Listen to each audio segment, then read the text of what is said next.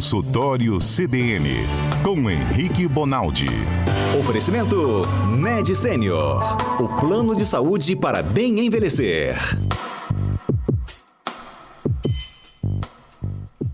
Oi, doutor Henrique Bonaldi, tudo bem? Ei, Mário, vocês estão tudo bem aí? Santa Paz? Graças a Deus. Boa tarde. Boa tarde, doutor Henrique. Já Estamos tem com pergunta saúde, pro doutor senhor? Henrique, como o Mário fala, né? Tudo em cima da Saúde e trabalho, estamos embaixo do céu, em cima da terra também, né? Isso aí, exato. Tem que estar em cima da terra e embaixo do céu. Senão... Ainda bem, né, Mário? Porque senão a gente Já não ia estar deu nem aqui, ruim, né, no caso. Tá nem aqui. Embaixo da terra, em cima do céu, aí que é o problema, né? Exatamente, mas embaixo do céu, em É cima igual- da terra também. É igual um professor meu sempre falou, né? Enquanto você estiver lembrando que você está esquecendo, você não tem problema ainda. O problema é quando você esquecer que você está esquecendo. Aí o bicho pegou. Aí lascou. Aí esquecer que esqueceu, já era. Doutor Henrique, já tem pergunta. A Carmen mandou uma pergunta para o senhor. Posso falar? Vamos. Eu fiz uma cirurgia vascular há um mês. Estou sentindo muita coceira e um caroço na panturrilha, um caroço pesado. Tenho que voltar ao médico? Tem, principalmente por causa do caroço. Em algumas condições, principalmente insuficiência venosa, essa coceira ela é cotidiana, assim, sabe, para quem tem insuficiência venosa. Mas essa história do caroço com a história da cirurgia, a gente não consegue à distância afastar que isso pode ser uma trombose, que possa ser um evento adverso, por exemplo, da cirurgia, uma cicatriz que está ficando mais hipertrófica, que o cara precisa corrigir, então, idealmente, voltar ao cirurgião. E outra coisa, Mário, sem querer alarmar, mas só dando a devida preocupação em relação a isso, precisa fazer com que isso aconteça um pouco mais rápido, sabe? Não dá para ir para daqui 2 semanas, não. Idealmente, essa semana, vai lá, pelo menos fala com ele. Perfeito. Carmen, vai ao médico, querida. Né? Partiu o médico agora já, para Carmen. Tem outra coisa que é difícil para eu assimilar, doutor? Posso perguntar? Claro. Quando o médico faz cirurgia de artéria, de veia fininha, porque tem veia que é muito fininha, aí depois que faz a cirurgia, tem veia que ele costura uma veia na outra, como é que ele consegue se o negócio é tão fininho? Eu expliquei bem, não, A Adalberto? cirurgia, claro, não, explicou. Tem um fio, o que eles chamam de 6-0, 7-0, são fios que a olho nu, se você tiver mais do que, sei lá, 15, 20 centímetros de distância do fio, você sequer consegue ver o fio. Essas cirurgias, o sujeito usa inclusive uma lupa. Na cirurgia cardíaca, tem coronária que ele dá ponto, que ela parece uma seda de finura, e ela é da grossura, ela é menor às vezes do que aquela partezinha de dentro da caneta. Eu não estou falando da caneta Bic, não, estou falando daquele caninho que tem lá dentro, que é onde a tinta vai. A grossura do vaso às vezes é menor do que aquele, e a finura chega a aparecer com uma seda, e ele consegue dar o ponto. Mas o fio é específico, a manualidade dele é específica, por isso que ele treina, né? A cirurgia cardíaca, por exemplo, são 5, 6 anos de residência. E mais do que isso, esse fio ele é tão fino que se você tiver a 20 centímetros do fio, você não enxerga ele. Se a artéria lá, vê que ele está costurando, é menos espessa do que a parte de dentro da caneta Bic, aquele tubinho, e ele só costura a paredezinha da artéria, né? Porque o sangue tem que passar ali dentro. Ele não emenda uma na outra, ele emenda só a extremidade, não é isso? Exato, ele Deus. faz de um jeito que o fluxo de sangue fica, inclusive o fluxo de sangue, Mário, tem que ficar melhor do que antes, né? Porque ele está corrigindo aquele vaso, porque o fluxo de sangue estava deficiente por um trombo lá dentro, né? Por uma gordura lá dentro. Então, eu tinha uma casquinha lá dentro, tinha uma sujeira naquele cano.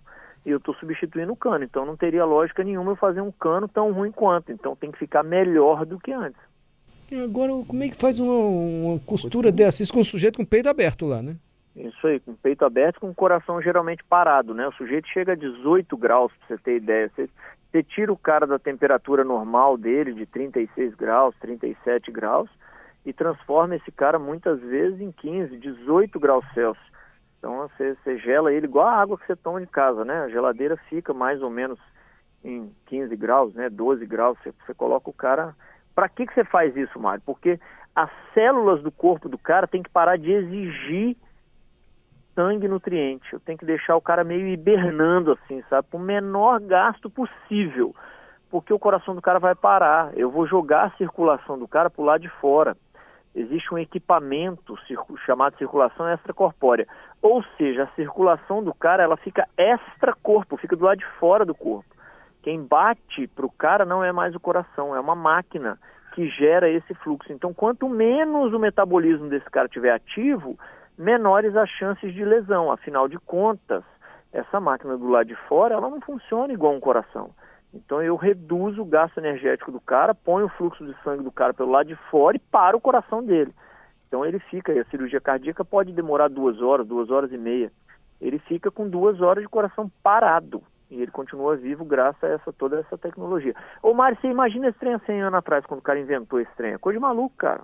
É coisa impressionante, eu adoro a medicina por isso. E o cirurgião chega a tirar o coração assim, do tórax, ele pode pegar o coração na mão e fazer a costurinha lá? Exato, em algumas artérias, né, artérias que são posteriores, às vezes ele tem que deslocar o coração de um jeito que ele visualize essa artéria, porque a artéria está ficando atrás do coração. Aí ele rebate o coração um pouquinho, faz o procedimento que ele precisa e depois volta. E em transplante de coração nem se fala, né, Mário? Transplante de coração, ele abre o peito do cara, ele não só para o coração, como ele troca o coração do cara.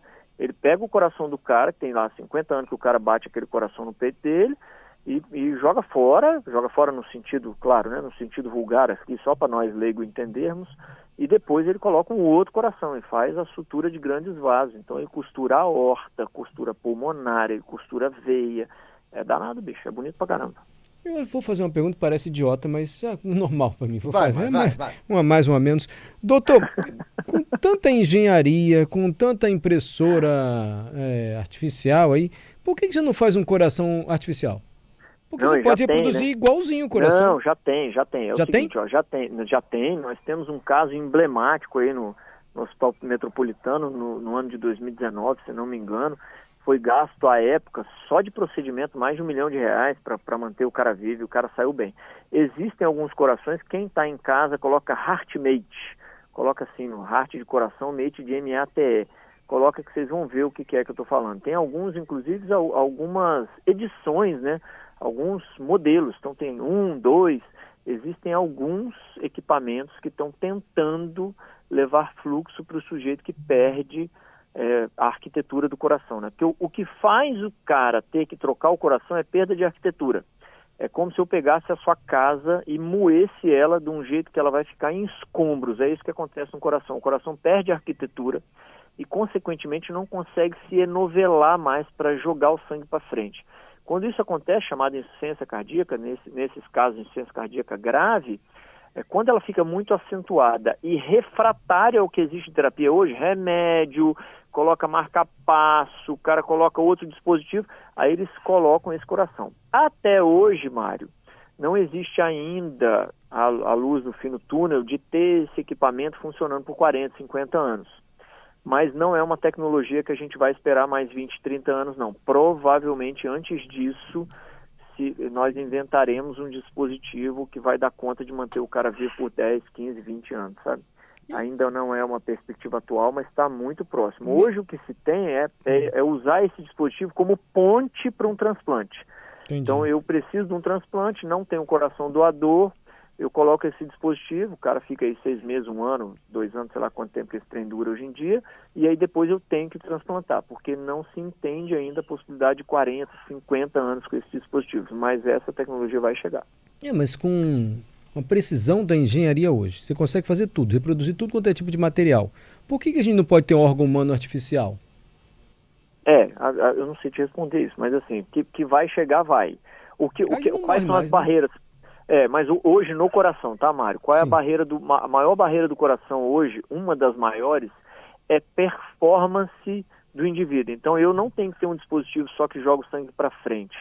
Eu tenho que ter um dispositivo que joga para frente sem risco de embolia, com a capacidade de entender que eu levantei, que eu estou indo no banheiro, que eu estou fazendo um pouco mais de força para pegar meu filho no colo. Então essas coisas demandam do coração condições muito diferentes. A condição de bater para dormir, ela é completamente diferente de bater para andar no sol de 40 graus. Então isso é uma dificuldade. E a outra dificuldade é montar um mecanismo que não amasse o sangue. A gente chama isso de hemólise. É quebrar o sangue, porque o sangue ele é quebrável. E toda hora que eu quebro o sangue, eu tendo a coagular mais vezes. Então pode imaginar eu coagular o sangue dentro de um coração artificial. O sistema dele vai parar, porque é como se você tivesse jogado rolha dentro de uma bomba d'água. Não pode, a bomba d'água tem que continuar só com água. Então hoje esses desafios estão maiores. Agora, antigamente o desafio era a bateria. Esse cara tinha que levar um carrinho de supermercado na frente de bateria. Hoje não. Hoje esse esquema da bateria já foi, de alguma forma, já foi superado. Então agora a sacada, e por isso que eu estou falando que está evoluindo de uma maneira muito grande e muito rápida. Parece idiota a minha pergunta, é um pouquinho... mas é nova, então... Não é simples assim de reproduzir um órgão humano, mas a gente está avançando tanto aí, né?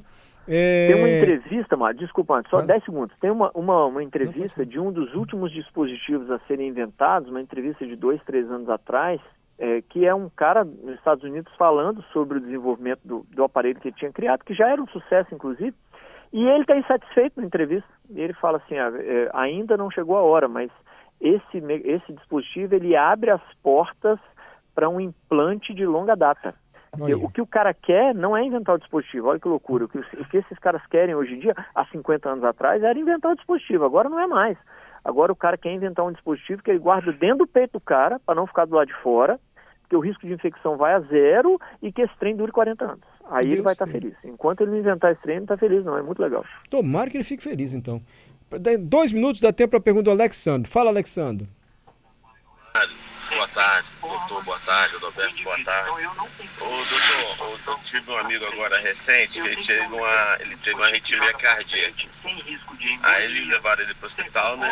Só que lá no hospital a pressão dele ficava alterando. Por que essa sintonia da pressão dele ficar alterando? Aí não liberava ele. Por que, doutor? A arritmia faz a pressão alterar? A depender da arritmia, faz a pressão nem existir. É o seguinte, para você dar cabeça de pressão numa bomba d'água, ela precisa funcionar num ritmo tal. Se ela altera aquele ritmo que ela está funcionando, como por exemplo uma bomba d'água que está sendo abastecida por gasolina, começa a acabar a gasolina no sistema, ela começa a ratear. E isso faz com que a pressão da coluna d'água ela baixe. Você não consegue alimentar um prédio de 20 andares com uma bomba d'água que não está funcionando no ritmo certo.